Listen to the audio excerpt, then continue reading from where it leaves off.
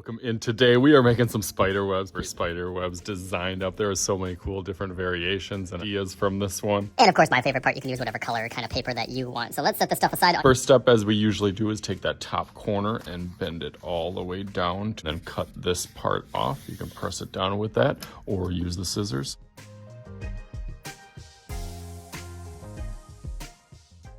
Okay, nice. And after that, take one fold all the way over. After you have that kind of upside down triangle, this gets a little bit tricky. There's a couple of different ways that you can do this part. I do it like my snowflakes, where I kind of bend, instead of going all the way exactly in half, I kind of twist it a little bit. So it's like a skinny triangle, enough so I can fit another one kind of wrapped over.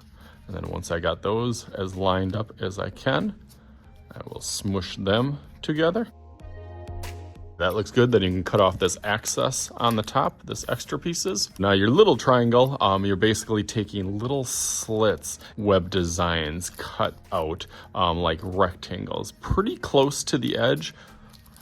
You're gonna do 3 or 4 of those, depending on how thick of paper that you use. So I'm gonna go through that real quick.